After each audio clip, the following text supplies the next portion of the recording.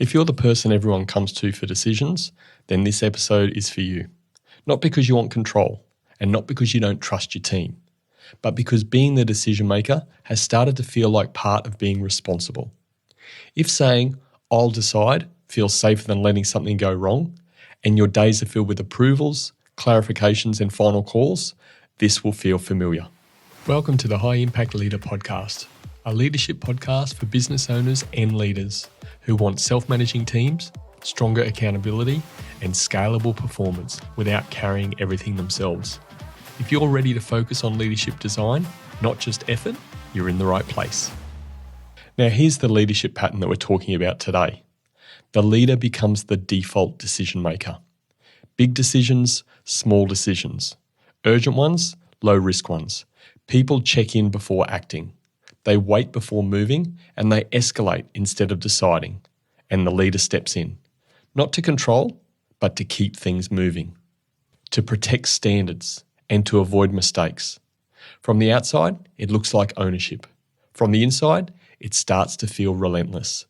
And over time, decision-making stops being a leadership responsibility and becomes a leadership burden. So how does this show up day to day? Well, it usually doesn't show up as a dramatic problem. It sneaks up on you quietly. It's quick questions that aren't actually quick. Slack messages asking, just checking if this is okay. And meetings where everyone waits for your view before committing. You might notice decisions stacking up toward the end of the day, or being delayed because you haven't weighed in yet. And you catch yourself thinking, if I don't decide this now, it'll slow everything down. You tell yourself it's easier if you just decide. And in the moment, it often is. But here's how it really plays out. Someone asks whether they can handle a client exception. Another checks if they can approve a small expense. Someone else wants to know if they should wait until next week or move now. None of these decisions are big on their own, but they all land with you. And because you're capable, you answer quickly. You unblock things and you keep the day moving. But by the end of the week, you realise something quietly shifted. Progress didn't depend on the team's judgment, it depended on your availability. And without meaning to, you became the system. Have you ever thought why this pattern persists? Well, the pattern makes complete sense early on. When the business is small, centralised decisions are efficient. When the risks feel high, being involved feels prudent. When the team is still learning, guidance really does matter. The issue isn't that this approach is wrong.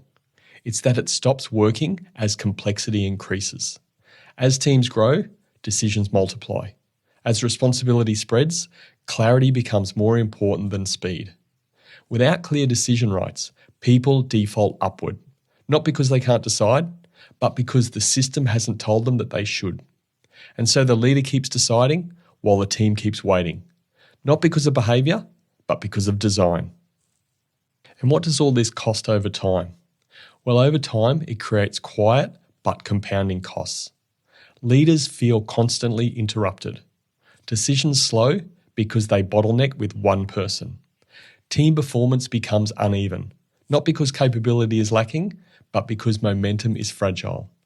Teams lose confidence in their own judgment. And people stop thinking ahead because thinking doesn't feel rewarded. Team engagement drops, not through disengagement, but through dependency. And the leader becomes less strategic, not because they lack capability, but because their attention is consumed by decisions others could make. What once felt responsible starts limiting growth, energy, and scalable leadership. Here's what high-impact leaders do differently. High-impact leaders don't remove themselves from decisions entirely. They redesign decision-making. They clarify which decisions belong where. They define what good looks like so people can decide without checking. They create rhythm so decisions don't feel urgent or personal. And this isn't about trusting people more. It's about designing clarity so trust isn't required for every single decision. When standards are clear and accountability is designed into the system, people don't need permission. They need context. High-impact leaders don't ask, how do I make better decisions? They ask, which decisions actually need me and which don't. This is how leaders build self-managing teams, by designing decision-making instead of absorbing it. And over time, decisions become distributed, not diluted.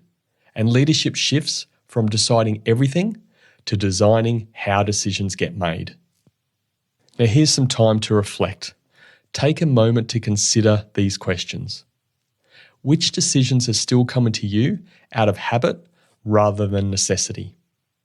And what might change if decision-making was designed so progress didn't depend on your availability?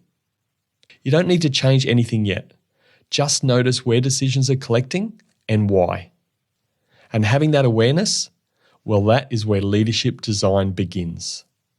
This decision-making bottleneck is something we spend a lot of time on inside the High Impact Leader Club. It's where leaders learn to design decision rights, standards, and rhythm, so progress doesn't depend on your availability. If this episode felt familiar, you'll find the details in the show notes. Design your leadership, build your team, lead with impact.